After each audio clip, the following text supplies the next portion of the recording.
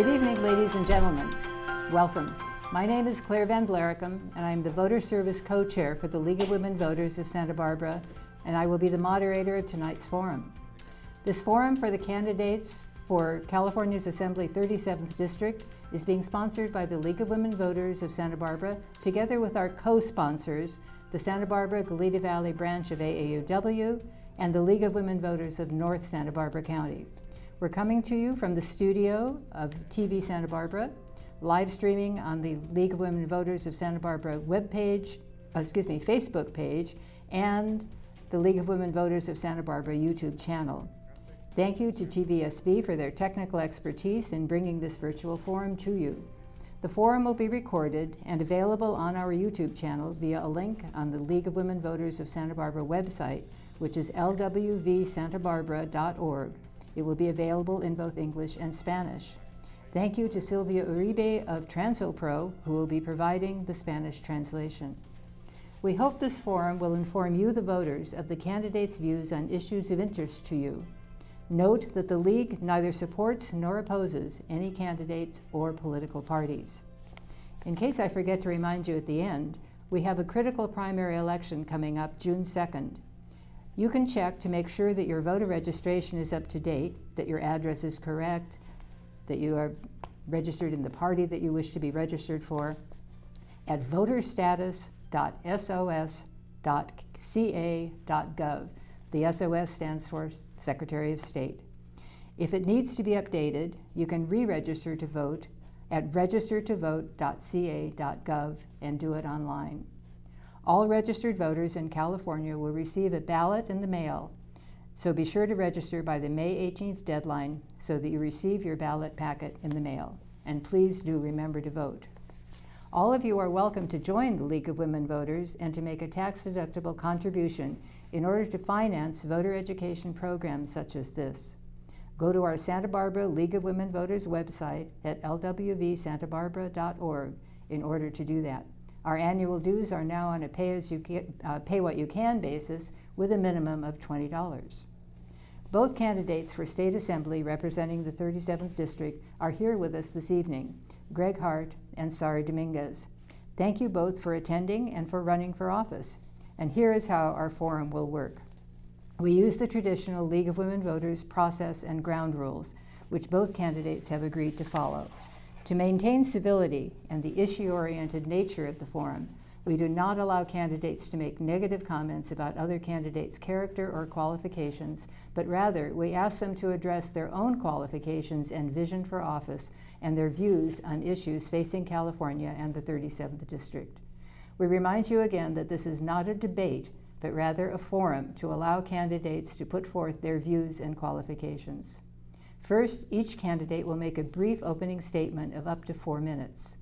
I will then ask them questions that have been developed by our voter service team, giving each candidate a maximum of 2 minutes to answer.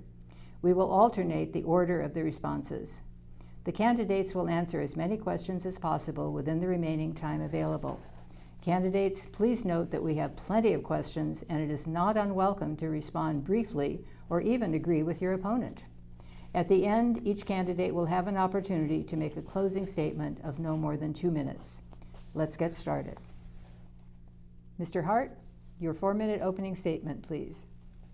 Thank you, and good evening. Thank you to the League of Women Voters for hosting tonight's forum, and to all of you for tuning in and being engaged in our democracy. Since December of 2022, it has been my distinct honor to represent Santa Barbara and southern San Luis Obispo counties in the California State Assembly. We are all very fortunate to call the Central Coast home. For many, this place has been home for generations. For others, it's a place chosen more recently. With the many benefits we enjoy on the Central Coast comes responsibility. Responsibility to care for our community, support one another, and safeguard our natural resources. Those values were instilled in me early. My mother worked in our schools, and my father led the public libraries in Santa Barbara County. My parents taught me that strong communities are built through service. My path has always been rooted in that idea. I began my career as a staff member in the very office I now hold. Along the way, I started a child care center, worked to advance clean transportation solutions, and served as a city council member and county supervisor. In every role, my focus has been the same: improving the quality of life for our community and now for all Californians. As your assembly member, I passed 19 bills that were signed into law by Governor Newsom, each shaped by the needs of the Central Coast. When Californians were paying more at the gas pump because oil companies failed to properly plan for refinery maintenance and outages, I worked with Governor Newsom to hold those oil companies accountable. As the president trampled on California's environmental laws to make money for his billionaire friends, I passed a law reasserting California's authority to protect our coastline. And when students in northern Santa Barbara County lacked access to bachelor's degree programs, I introduced legislation that successfully brought new degree programs to Santa Maria. These are not just policies that exist on paper, they are real results for our community. Beyond my own legislation, I've worked with colleagues to advance critical priorities. I proudly co-authored Proposition 50, fighting back against the president's power grab at gerrymandering. I provided emergency funding to the California Attorney General to defend the civil rights of Californians in court.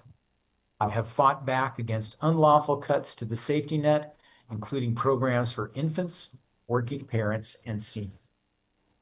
In my district offices, we've helped return hundreds of thousands of dollars to local residents.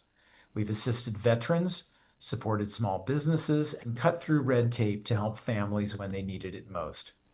I'm proud of what we've accomplished together, but there's more work to do. I understand the challenges facing Central Coast families: rising housing, grocery, and utility costs, the stress of living one unexpected expense away from hardship, and the ongoing fight for dignity and opportunity among our immigrant communities. I recognize the potential of California's public education system, and I also know that we must reinvent it to prepare our kids for the future that they will inherit. California's economy is one of the largest in the world, driven by innovation and hard work, but that success must be shared. I'll continue fighting to ensure that everyone who works hard can afford to live here, raise a family here, and build a secure future here. I'm proud to have the support of organizations like Planned Parenthood, the Sierra Club, and the Democratic Party, along with our nurses, firefighters, school employees, and highway patrol officers. And I would be honored to earn your vote to continue this work. Thank you. Thank you. Ms. Dominguez, your 4 minutes. I do want to thank the League of Women's Voters for putting together this forum. My name is Sari Dominguez, and I'm running for State Assembly 37, which includes all of the cities in Santa Barbara County and Nipomo, that's part of San Luis Obispo County. My ties to District 37 run deep. I was born and raised in Santa Maria, and my parents, grandparents, and great-grandparents were all born in this region, like Nipomo, Guadalupe, Ballard, and Santa Barbara. This rich heritage has instilled in me a profound appreciation for the diversity and vibrancy of District 37. My mother taught me that strong families build strong communities, and that is my main platform for why I'm running. During my 30-year career in government as a public servant, I worked at Santa Maria Bonita School District, Santa Barbara County, and Monterey County. I built a reputation as a public servant and as a skilled problem solver and leader. I played a key role in implementing and managing complex database systems, providing critical operations support, configuring and analyzing data, producing detailed reports, and identifying and resolving system errors with precision. My strong analytic and abstract reasoning abilities enable me to quickly diagnose problems and deliver practical solutions. These are skills that are essential to an effective leadership in government. While being married, raising 3 sons, and excelling at my professional life, I furthered my education. I have 2 associate's degrees, AS in Information Technology and an AA in Liberal Arts, both of them from Allen Hancock College. I then achieved my bachelor's, which is a BS in business management, from the University of La Verne, which was a pilot program at Vandenberg. That was Vandenberg Air Force Base, which is now Space Force Base. I also achieved a master's degree, an MA in organizational leadership from Chapman University. And that again was a satellite program here in Santa Maria. Organizational leadership was centered on the principle of servant leadership, a philosophy that I wholeheartedly embrace. District 37 is a special place. Too many families are struggling to stay here. The cost of living is too high. Housing is out of reach and too many regulations. We have homeless, drug, and gang problems.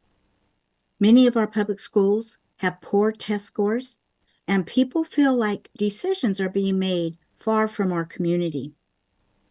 We can do better. I bring a practical, solution-focused approach grounded in real-world experience. I will fight for affordability, public safety, better schools, accountability, and morality, and make sure our district is heard in Sacramento. I have a deep desire to recreate the safe and lively atmosphere that my youth that played a part of and play a part in restoring California reasonable governance. We need solutions that actually work for District 37. A one-size-fits-all mandates doesn't work. Your time is up. I'm running. Okay. Thank you.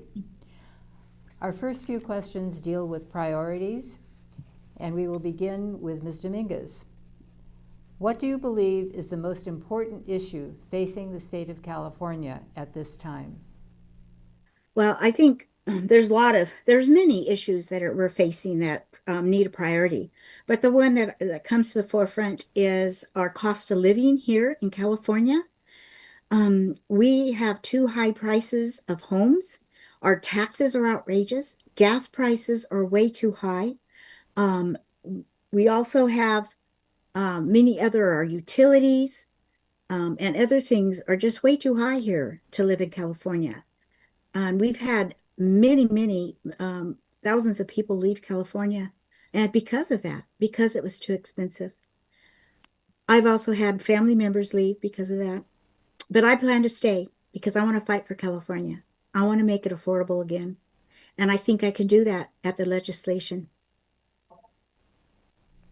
Yeah, I agree that the cost of living in California is the most pressing issue, but equally important is whether government can really deliver results that people expect at a scale that will make a difference on those challenges. We've set ambitious goals both on housing and on climate, homelessness and affordability, and I think there's the right goals. We're on the right track. But too often the results aren't matching the urgency that people feel in their daily lives. And there's a big gap between what we promise and what people actually experience. And that's the real challenge. You see it in housing, where we know we need more housing supply, but projects still take too long and cost too much to build. You see it in homelessness. We've made major investments, but still too many people are living on the streets. And you see it in climate policy, where we're leading the nation, but families are also dealing with higher costs and rising insurance rate tied to real risks from climate change. So the issue isn't just what we're trying to do, it's how effectively we're doing it. And as the chair of the Assembly Accountability and Transparency Committee, I've focused on accountability and implementation, making sure programs are measured by outcomes, not intentions, streamlining process so we can move faster, and being willing to fix or change things when they're not working. Because Californians are not asking for perfection, they're asking for progress that they can actually see and feel. If we can close that gap between ambition and execution, we can make real headway on affordability, housing, and climate all at once. And that's really our gift to the state of California and the world, the ability to have a growing economy while protecting our climate and protecting consumers at the same time. That's the most pressing issue facing California, and it's where I focused my work. Thank you. The next question will be answered first by Mr. Hart. What do you believe is the most pressing issue specifically for the 37th District? Yeah, as I said before, Santa Barbara County is one of the most expensive places to live in the country, and people feel that pressure every single day. When housing costs are this high, it affects everything. Families are stretched thin trying to make ends meet. Young people who grew up here are being forced to leave, and employers, from our schools to our hospitals to our small businesses, are struggling to find and retain the workforce they depend on. You can see it in longer commutes, in staffing shortages, and in the growing gap between where people work and where they can afford to live. Over time, that erodes the strength of the entire community because it pulls us apart. That's why I've made this a top priority. We need to build more housing, especially workforce housing and affordable housing, in a way that respects the character of our cities and neighborhoods. That means focusing growth in the right places, near jobs and transportation, and making sure that infrastructure keeps pace. It also means streamlining approvals so good projects don't get stuck for years in a process that drives up costs and limits supplies. But just building more isn't enough. We have to build the right kind of housing, housing that teachers, nurses, farm workers, service workers, and young families can actually afford. If we don't do that, we won't solve the problem. We'll just be building second homes for people from out of the community. At the same time, the cost of living here goes well beyond housing. Insurance rates are rising in large part because of wildfire risk. Utility bills are unpredictable. Grocery, gas, and basic expenses are also climbing. We need a comprehensive approach, investing in wildfire prevention to stabilize insurance rates, strengthening oversight of utilities, and making sure families aren't bearing the cost of inefficiency or lack of accountability. This is also about homelessness. If we're honest about it, housing affordability is one of the root causes. Mr. If we Hart, don't your time is up. Okay, thank you. The next question we will begin, Ms. Dominguez, would you answer that same question, please? What do you believe is the most pressing issue specifically for the 37th District? Yes. I have to agree with what Mr. Hart is talking about. Can you hear me? I'm not showing up on the screen. Good. I do agree. Everything he's saying are things that I'm seeing and experiencing. So the question is, why aren't things changing and getting better? Why aren't things being implemented? There are root causes to a lot of these things.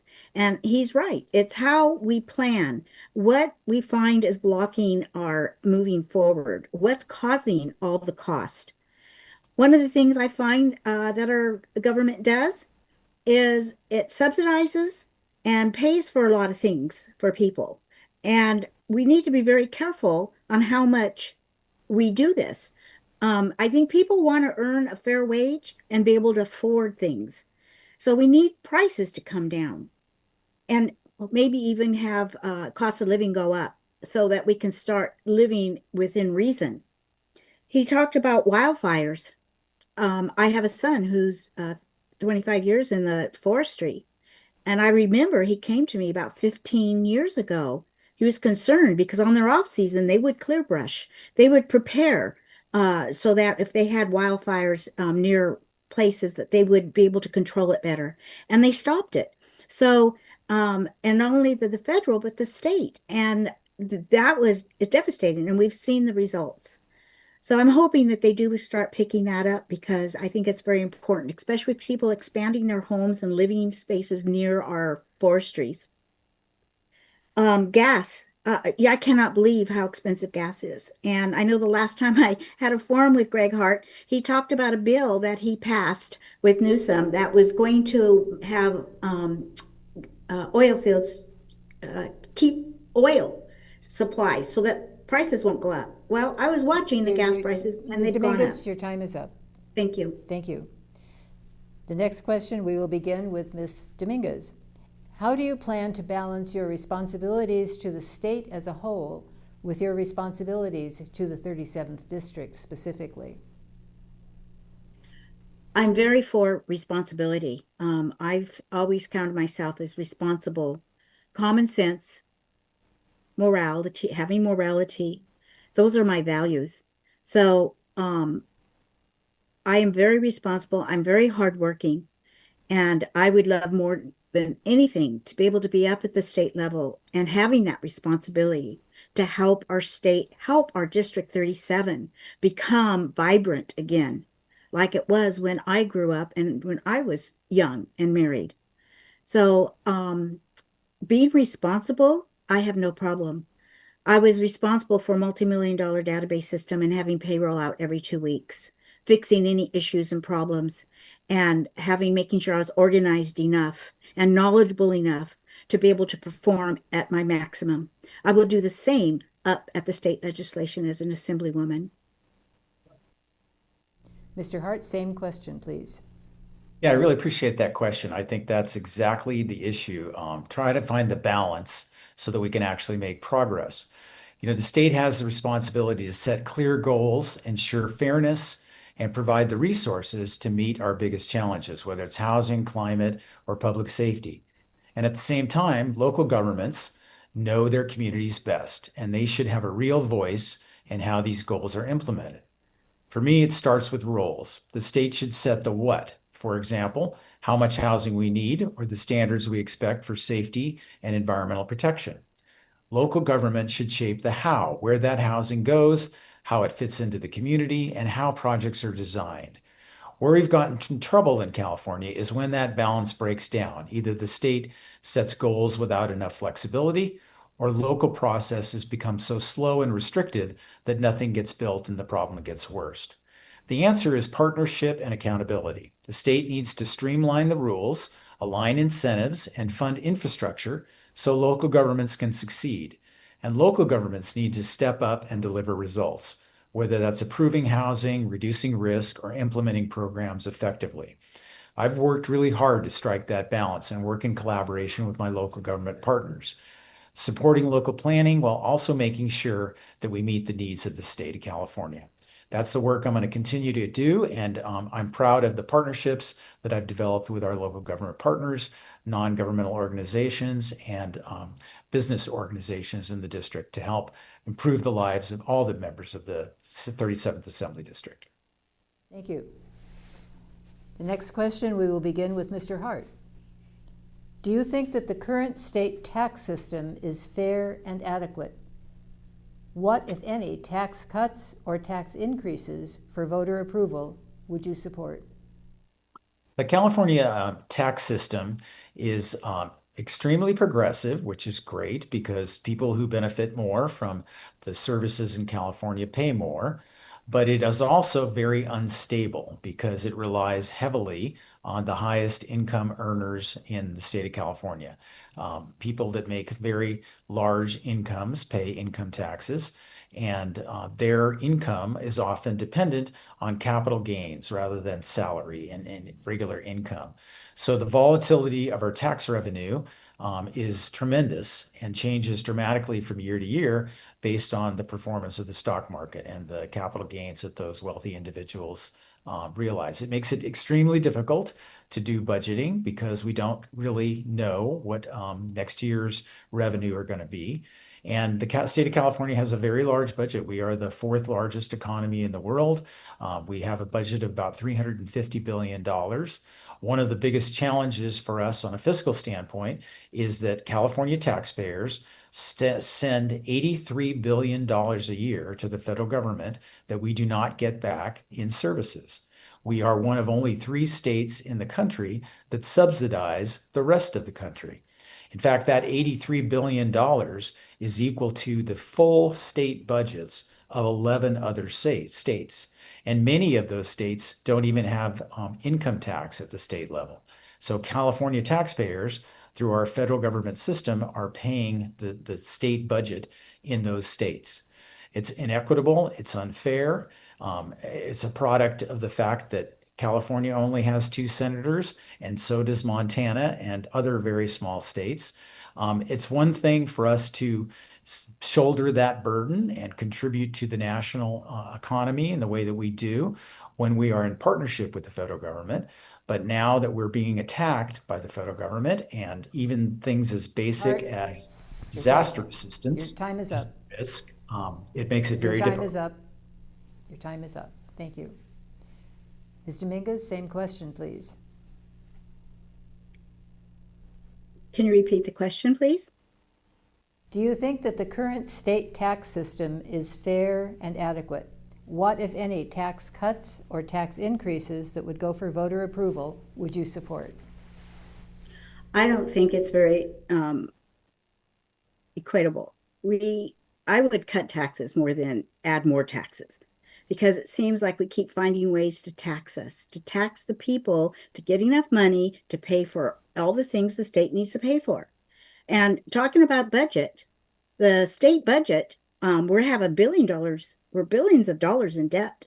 But every year we say, oh, our budget is fine. Well, I know how to budget. And when you don't have enough revenue coming in, then you figure out what the priorities are to cut. You don't have to cut everything. You just prioritize what needs to be cut and where your money's going. And also watch where your money's going and make sure it's being spent where you expect it to be spent and you're getting results. So I think that California can do a lot better on their budget. And if we had more businesses back into our state and people working, we would create more revenue in that respect, because California has so many resources that we can actually create a revenue. And I'd rather get revenue in that respect than trying to keep putting taxes on the people.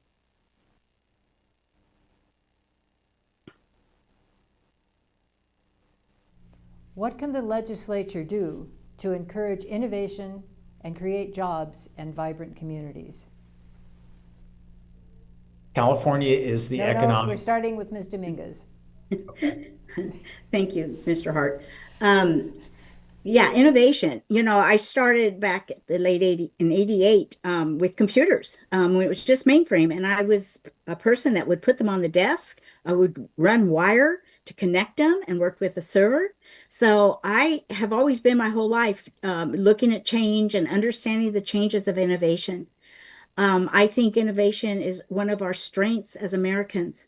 And California has always been the lead of innovation. And we should be teaching these children in our schools, especially that have those kinds of talents, to learn the innovation. So I'm really for it. I am anxious to look at what we're doing. I know AI is now a big issue, but we really need to be careful. We need to understand AI. We need to stay on top of AI to make sure it's doing things positive for us and not harming anybody, because it does have two sides to it. So I would be very happy to look at all the different innovations and make California come to the forefront of new ideas. California is the economic leader of the nation and really in the world. We're the fourth largest economy, and our economic success is really driven by two factors. Number one, we embrace diversity. Everyone that's in California has a role to play in economic development and improving the quality of life. And we have the highest and best educational system in the world. It is the envy of every other country in the world. Our UC, CSU, and community college system produces the smartest, brightest researchers in the planet, and the companies that depend upon them are creating our future through innovation and technological development. It's really one of the core strengths that California has, and we have to protect that and make sure that that is always a strength. So making sure that we invest in education at the K through 12 level. We have made significant investments in the TK program so that 4-year-olds now have a way to enter the school system at no cost for their parents, as part of their public education system. And we're working to increase funding for public education at all the grade levels up to community college, to change the systems for educating students in reading and math, and expecting better accountability from our education system. But our community college, CSU, and UC systems are producing Nobel laureates. UCSB has one of the highest level of Nobel laureates in the entire UC system. And all of the top performing companies in California depend upon our graduate students to feed their businesses and create innovation for the world. Recent federal cuts have reduced funding for public health and social services. What should the California legislature do about this issue? Thank you for highlighting this issue. This is what makes my job extremely difficult every day. As I mentioned previously, government works best when we are partners with the federal, state, and local governments. And at this point in history, we are under attack by our federal partners. The cost cuts that were done by the big horrible bill to social services and healthcare are going to have devastating consequences in our communities. People are going to lose food assistance. Children that depend on having that additional access to food are going to be hungry, and our hospital and medical system is going to be at great risk. And sadly, hospitals will close around the state of California because of the Medicaid cuts that were foisted on us by the Republican Congress. That translates into tremendous reductions in the program here in California.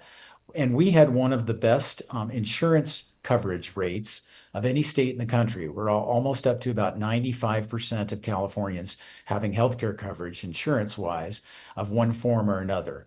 This threatens to bring us back 20 years behind where we were, where people now will be forced to go to emergency rooms to get care for problems that would have been small and easily taken care of in their doctor's offices. And now, with no insurance coverage to get access to primary care physicians, they will take those ailments to emergency wards that will cost everybody in the system more money, because the hospitals will have to charge every patient more money to compensate for the fact that Medi-Cal patients do not have coverage. It's a travesty. It's going to make it extremely difficult for us to balance our state budget. It's probably a $20 to $30 billion problem in a $300 billion budget. And we need a better federal partner to make sure that we can protect all of our citizens and provide health care and food assistance to Californians in need. Ms. Dominguez, the same question, please. Yes. As far as our federal government, if I was up at the state legislation, I would really try and work with our federal government. We depend on each other, as well as I would work with our counties and our cities. So we all have to work together. We all have a role in what happens. And if we do find things that are deterring something, then you problem solve. You figure out how we can still maintain what we need to maintain.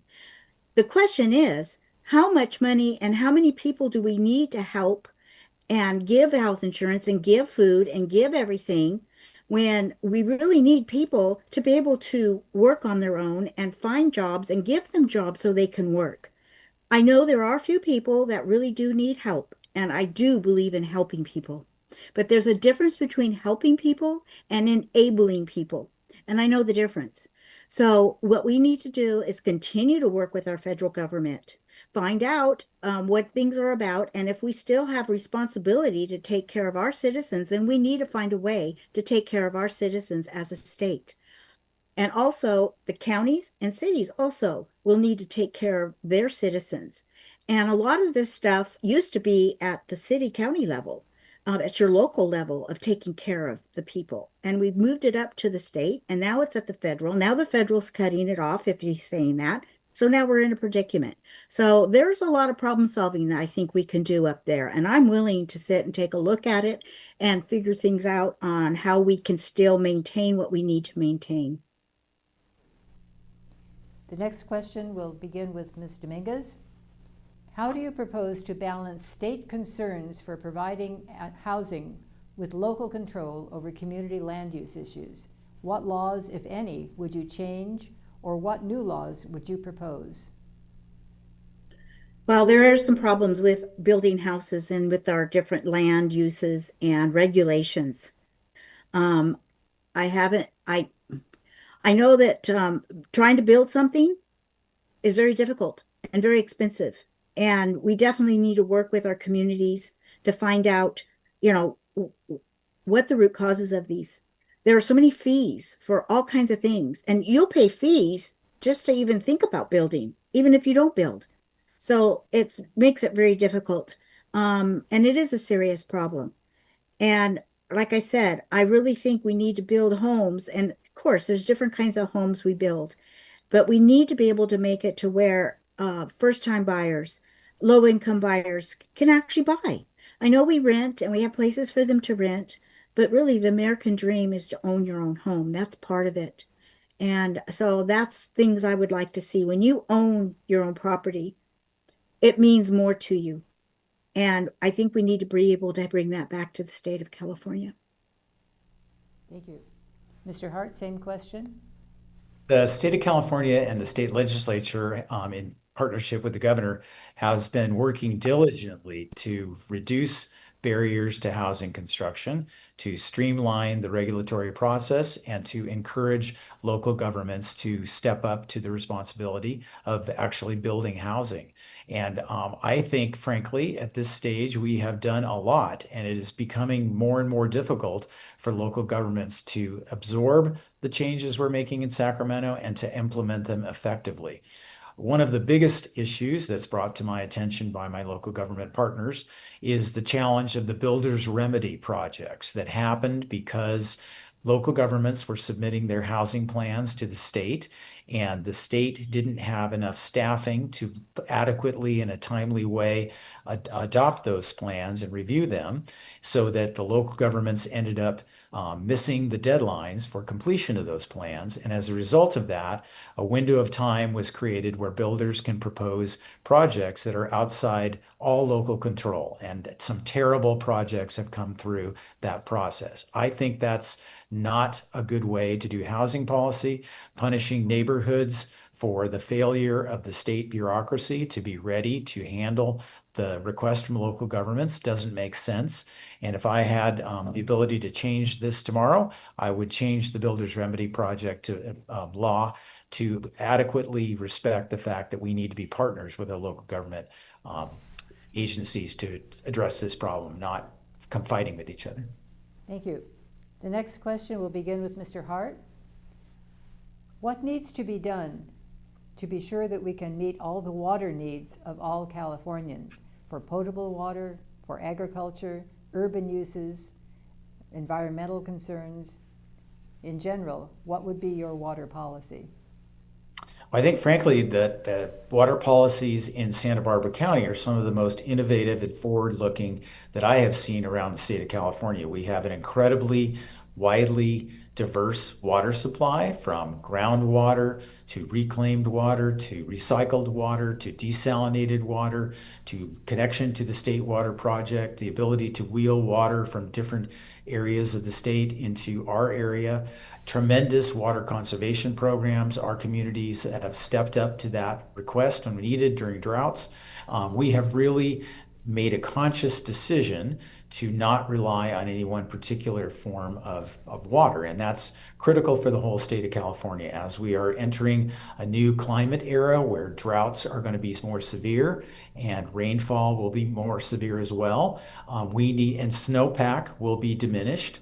We need to make sure that we diversify our supplies around the whole state of California. And I think there's no place better than our own community to demonstrate that that can be done at an affordable price, as long as there's long-term planning and collaboration between the different water agencies. And I think that's what I've been advocating for in Sacramento.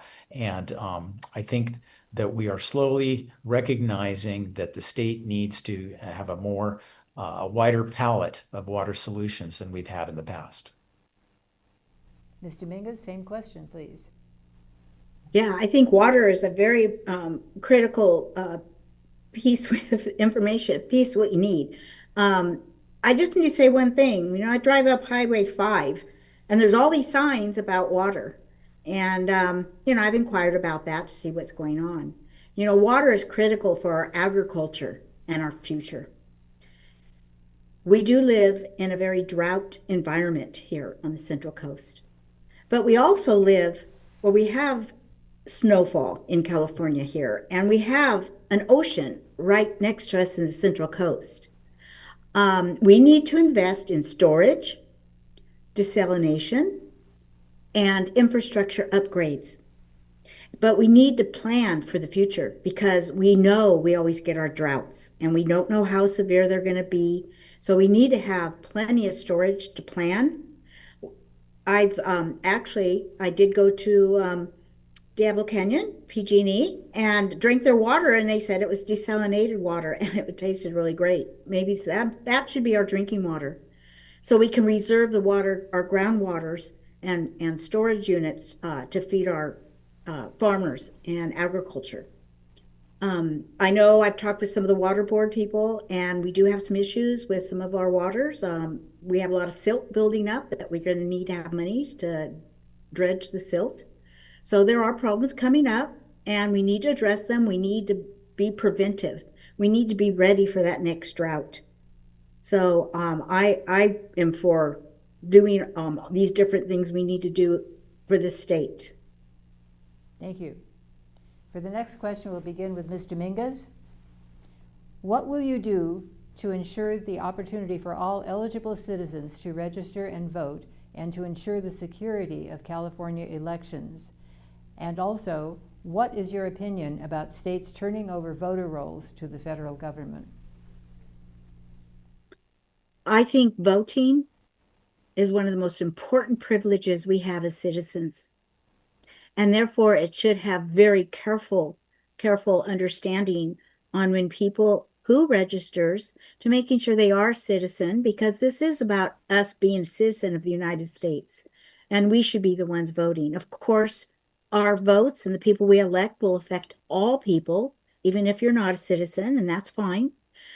As far as voter rolls, I don't think there should be any secret about these voter rolls. And if government agencies or federal needs to look at them, I'm fine. In fact, I don't think that we're looking at our voter rolls and cleaning them up good enough because, running now, I do have access to some of the voter rolls so I can reach my constituents. And I've been finding that people have moved. People have died when I go to their door. So we really can do a better job at cleaning our voter rolls and making sure we have citizens on them. And if we need the federal to help us, we need local to help us, we need whoever, we need to have clean voter rolls. We need to have secure elections because that is the most important thing as a citizen of the United States, that we have a voice, of being able to voice and have our voice heard by voting. Same question. Yeah, I strongly disagree with the federal intrusion on state and local government elections. So the federal government doesn't have a role to play in running elections. This is a state responsibility that is delegated to counties, the county register of voters, and the official folks who work on those elections do a fabulous job. And this issue that there has been rigged elections is just manufactured propaganda. It doesn't have any basis in fact. There have been so many races that have been looked at very closely to see that the election integrity exists. And the only threat to our democracy is from the Trump administration and their fear that the voters of the country will speak and change who's in elected office and that they will lose elections. And they're desperate to try and have an opportunity to tilt the elections that are coming up this November for Congress.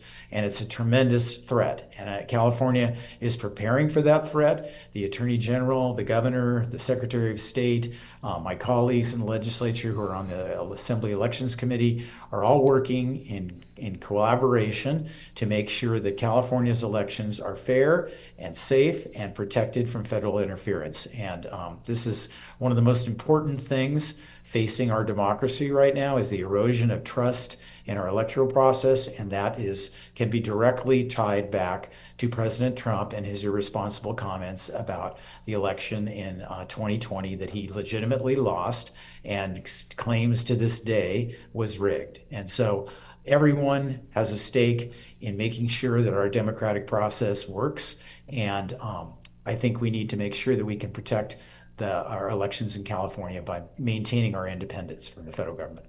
Thank you. For the next question, we'll begin with Mr. Hart. Do you support legislation regarding the use of artificial intelligence? If so, what do you propose? Yeah, I think artificial intelligence is a huge opportunity that comes with great risk.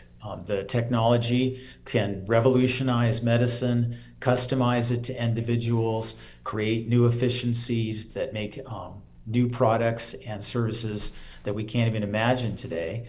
But at the same time, the technology has not been proven and is not, in my judgment, being adequately regulated. The federal government has completely stepped out of that role and is acting as though there are no consequences and just trying to be a cheerleader for those companies.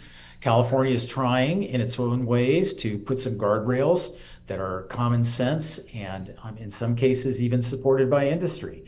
You know, we can't have an artificial intelligence system that can't be checked and can't be controlled. We need to make sure that the people who are developing those on the cutting edge are responsible and behaving in that way and are testing the elements of it before it's deployed in common use. So it's a very important technical subject that many of my colleagues are really deeply examining and trying their best to find the proper balance point between regulation and allowing the industry to be profitable and expand here in California. We have the largest companies in the AI space in California, and they are here because, again, of our education system and the quality of the research and student workforce that's available to them. But it's incumbent on us to make sure that this technology is safe and to also be really aware of the potential for job losses that can come from wide-scale elimination of employment by using technology. And that would have a devastating effect on California families and our workforce. Ms. Dominguez, same question, please. Well, I do like, Mr. Hart, what you're talking about with AI, because it is a common sense thought, and we do need to stay in front of it. We need to understand all the things it can do and be very careful of where we go with it. You know, when I started putting computers on desks and I trained people to use the systems, and they were scared they were going to lose their job when these computers came out. Oh, we're not going to have a job. The computers are going to take over. They kept their jobs. They end up starting to do a lot more than they could before. Instead of writing 1 or 2 documents a day that they had to type up, use carbon paper, they now could do 10, 12 different letters and projects. So it actually created where they were able to do more work. And AI is going to be interesting. And what kind of jobs it may take away, we'll have to see. But there's always an array of different jobs as we start creating and looking and changing our environments. Hope to still have a lot of jobs available for people because having a job, I think, is very important. But we do have to watch AI. Like I said, it's got 2 sides to it. And it is a man-made product. So we need to make sure it does right for us and helps us, like Mr. Hart said, and not do harm. Thank you. Our next question will begin with Ms. Dominguez. What, if anything, should the state legislature do regarding the activities by ICE? What is your opinion about cooperation of state and local law enforcement with ICE? Well, ICE is a federal law enforcement agency, so they're controlled by our federal government. As far as state, again, I am willing to work with our federal government because the federal government plays a very important role to all our citizens, just like the state plays an important role to our citizens, just like the county does and our cities. So we need to work together.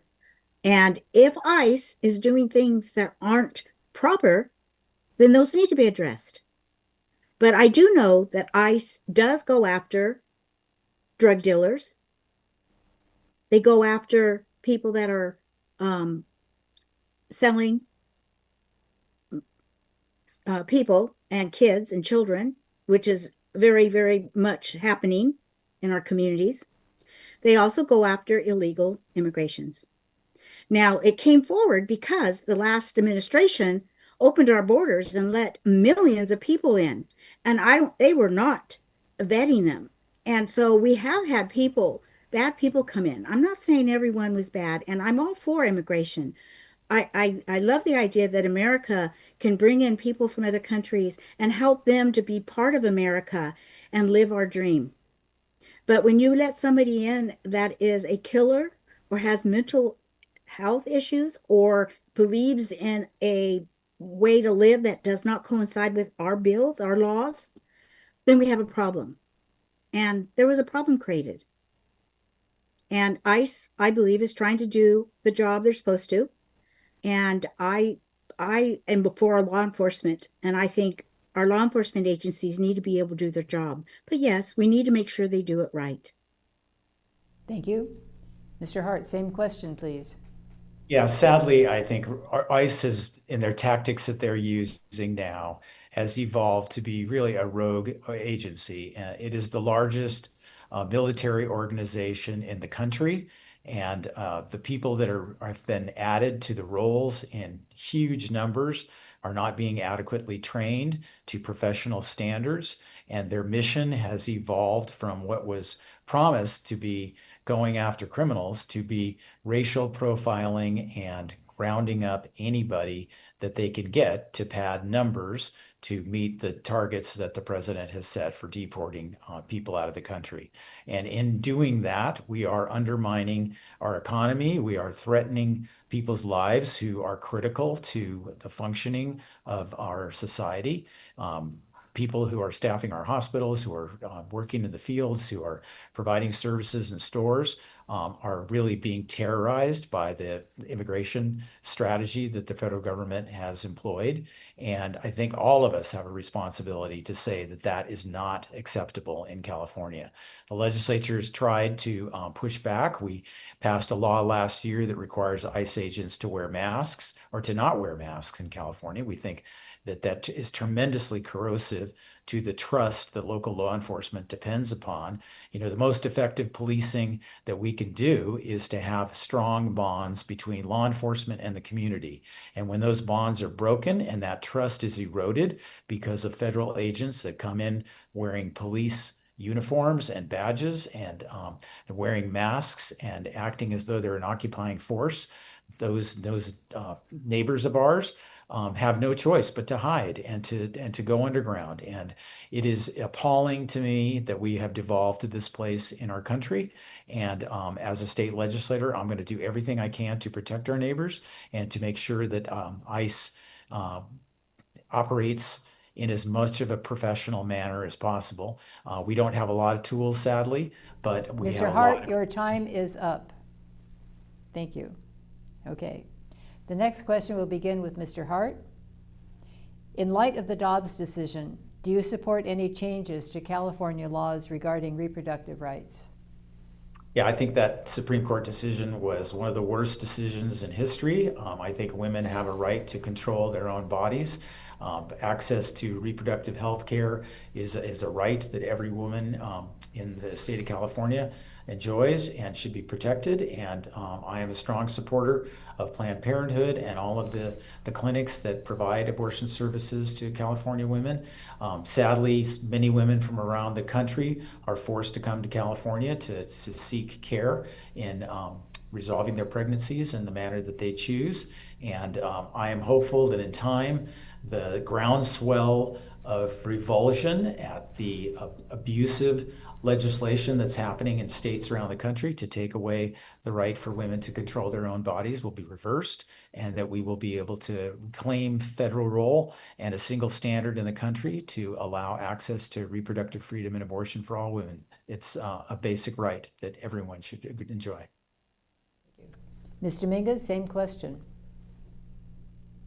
Yes, abortion. It never was a right before Roe versus Wade came in.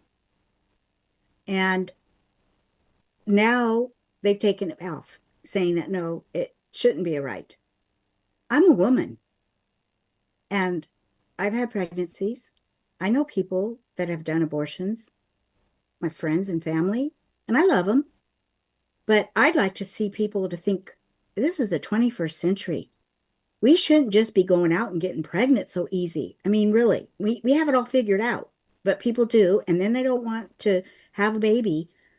They need to think twice about their actions. I believe a woman has a right to her body, but she has a right to take care of her body. It is her temple. And I am, as you know, I am pro-life because it's too easy to sit and take a baby away from you. I believe that conception is the baby is a person at conception. I know we do have the people in California voted to have it legal for abortion in California.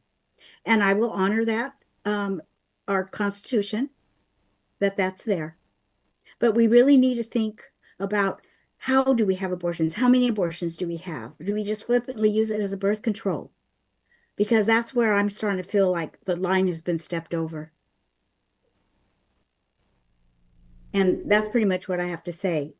What's it mean to be pro-life? I won't take anybody to get an abortion, and I won't talk you into an abortion. Actually, I'm going to talk to you about how you can take care of that baby and have a baby. Because having a child is one of the most beautiful things you can do as a mother, as a father, as a parent. And it's more than just the mother deciding to get rid of it. There is a father that's included. So the father needs to have a say as well. Your time is up, Ms. Dominguez. Thank you very much. The next question, we will begin with Ms. Dominguez also. Considering amendments to the Mental Health Services Act and the implementation of the CARE Court and the cuts in federal funding for mental health and homeless programs, what is your proposal regarding services for homeless, substance abusers, and the mentally ill in California? Yes, I think it's very sad and it's a shame that we have people that are homeless. And it is a very complicated issue. There's so many reasons why people become homeless. And really, again, we need to be proactive as far as trying to not let people become homeless. But you know, there are people, that's what they want. And they want to just live anywhere, and they want to live homeless. I know some myself. So how do you help them? They've been 3 times they went through and got themselves straight, and we're so happy and we're so congratulating them. But then, no, I want to be homeless. That's my choice. So what do we do with someone like that? Again, I believe that when people put a burden on your society, we got to address it, and we can't allow it. So how do we address it? Well, I would love to talk with a lot of people. I have ideas, but I would like to talk to professionals. I don't think we have enough healthcare people and mental health people to help treat all the people that we need. I definitely, we need more, because I think that's one of the important steps for them is to get care and to get off their drugs. And we need to stop the drugs. And we need these people to feel like they're viable citizens, because they are. And it's more than just giving them a home. There's a lot that we need to do to help them. And I'm willing to do that. Yeah, I think that mental health same question. the changes to the Mental Health Services Act have great promise. You know, we need to make sure that we provide the services that people need to get off of drugs and alcohol and to address their mental health conditions. But homelessness is really a product of the failure to build housing at an affordable rate. You know, if you look at where homelessness is most acute, it's the places where housing prices are the farthest out of whack. You know, communities used to be able to house people at a lower price level, and folks could stay housed. And sadly, the largest demographic group in California that is finding itself homeless are people over the age of 65, because rents have just gotten too high. So we need a system that keeps people housed so that they don't get onto the street, because what happens in time is the trauma of living on the streets leads to mental health issues that are much more difficult to resolve. So that there needs to be a sense of urgency to protect people, keep them housed, and then to quickly get them into supportive housing with services when they do find themselves homeless. And Santa Barbara County has been leading the way in that regard, but by building the tiny village models, the Dignity Homes has pioneered. They're very effective, providing privacy and the kind of space that people want to be in, and with the supportive mental health and drug treatment services that people need. And we need more support from the state of California to make sure those programs thrive and expand. But we have created a model that's extremely effective, and we need to do more of it. Thank you. Our next question will begin with Mr. Hart. What is the state's role in responding to increasingly severe wildfires and floods? What do you propose to do to improve emergency responses to such disasters? Yeah, having an all-year fire season is the new normal in California, and the extreme weather events that we suffer through in Santa Barbara and South San Luis Obispo County really make us understand this issue at a visceral level. This is something that isn't abstract. It's not happening someplace else. It's happening here, and we can see it. The state of California has invested a huge amount of additional funding for wildfire protection and prevention. We've upped the number of firefighters at the state level dramatically, and we're working with local governments through grant programs to reduce the fuel load. The County of Santa Barbara, the fire department, has been the most effective wildfire management agency in Southern California. They've reduced more fuel load than any other county by seeking grants and being very aggressive about that. And there's all kinds of new innovative techniques that are going into that are data-driven in both in prevention and in response to firefighting. There are drones that are being deployed that have tremendous capabilities. The helicopters that are military surplus that are able to get quickly to an event and put a huge load of water on a small fire, preventing it from becoming a big fire, have really been just game changers locally in preventing disastrous fires. I was on the Board of Supervisors when we funded purchase of a military-grade helicopter that's now in the fire service. And the state of California is looking to expand that program to more jurisdictions so that we can have the benefit of both technology and prevention to really reduce the risk of wildfires. In addition to that, we pushed heavy demands on the utilities to harden their utility transmission lines to make sure that they're not the cause of fires. But there's a lot of more work to be done because the system is incredibly vast and covers a huge part of California. Thank you. Ms. Dominguez, same question. Yes. Like I said, I have a son who's part of the forestry, and actually he's on a Helitech crew. He's a supervisor and has a team. So he's been fighting fires with his helicopter for 25 years. And he's talked to me and has talked about prevention. I think prevention is a very key point here. And if we don't prevent and look forward to what we need to do, it's not just the electrical lines that can cause a fire, but it's people, and it's also lightning. Those are lots of different ways a fire can start. So we got to make sure that we are doing preventive firefighting, and I know we hadn't because we weren't clearing brush and things. So there's a lot of things that you can do to help prevent, and then also get the fires put out. He's also has crews that cut those lines to keep the fire from jumping, and they try to cut a big line so the fires don't jump. And they've saved a lot of communities in his career.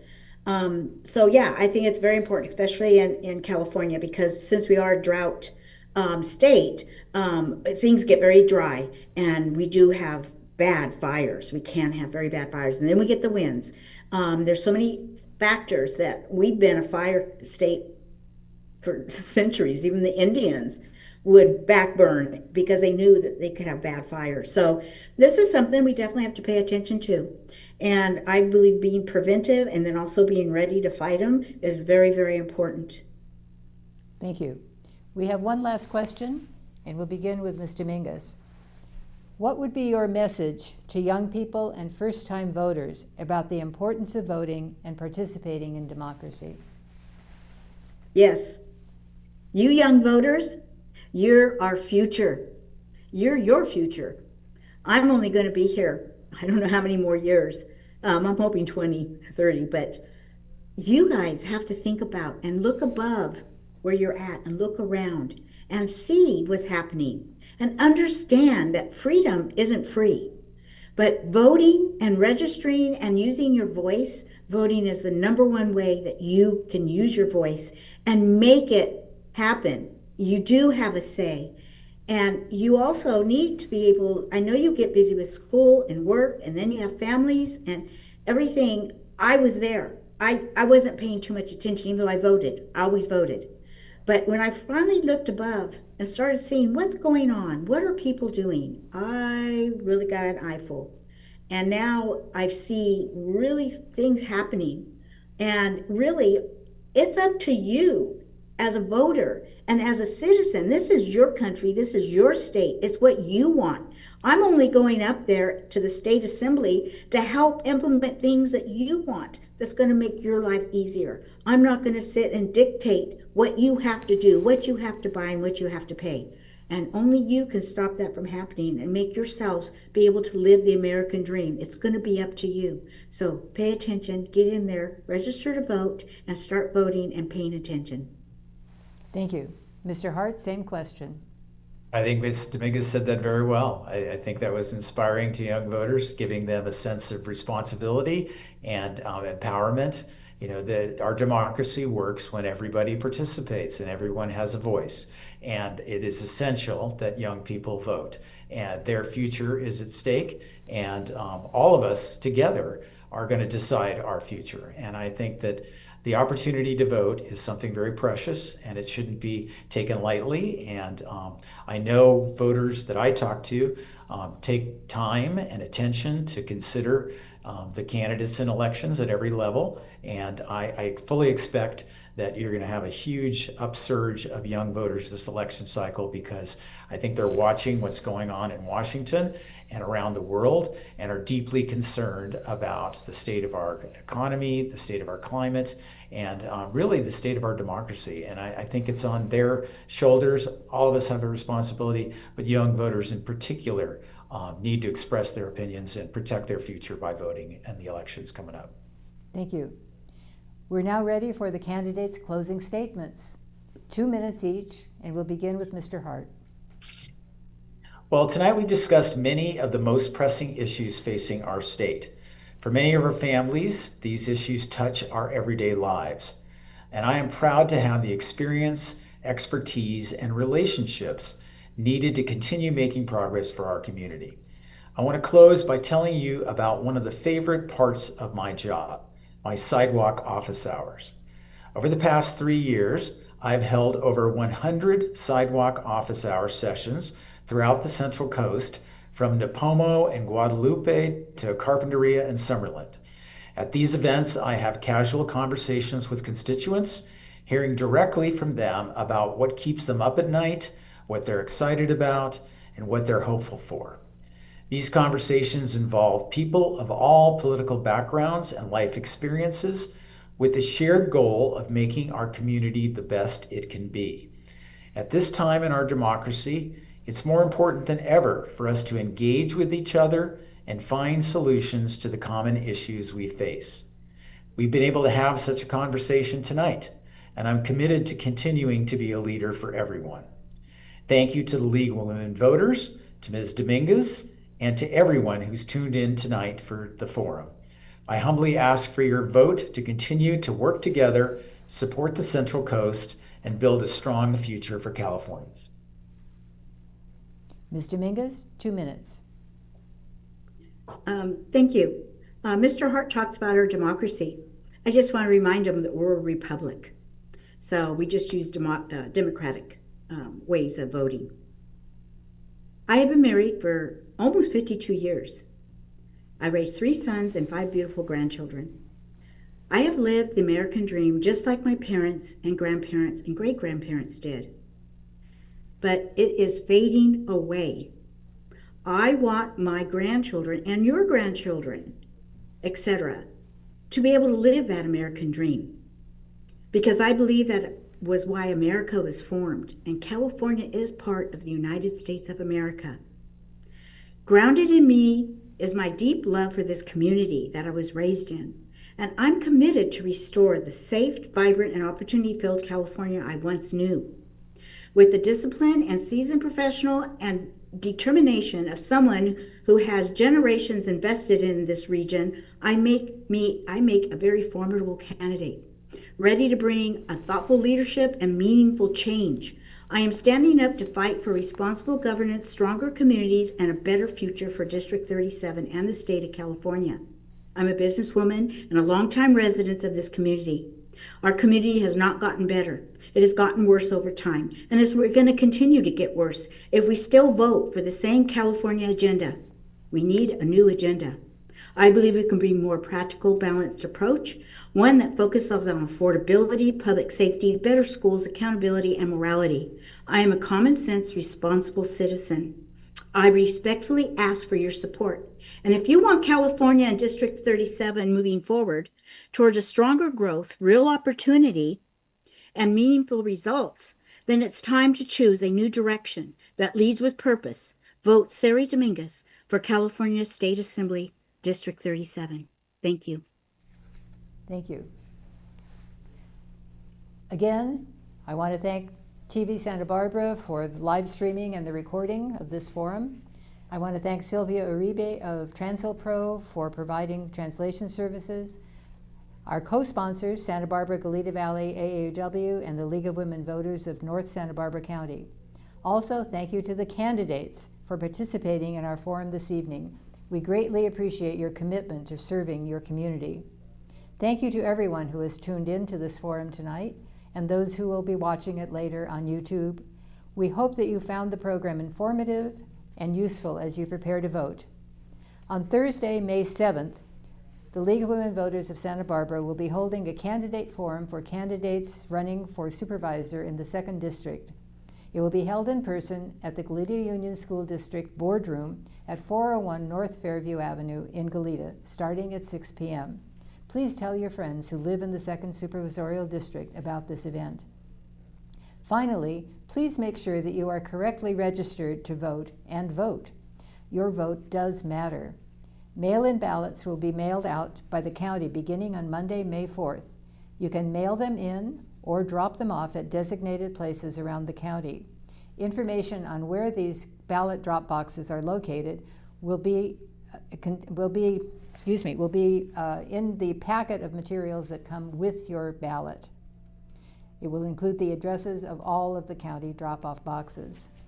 It will also include information on the places where you can vote in person on Election Day if you so choose, and you may take your mail-in ballot into one of those polling places rather than using a drop box or the mail.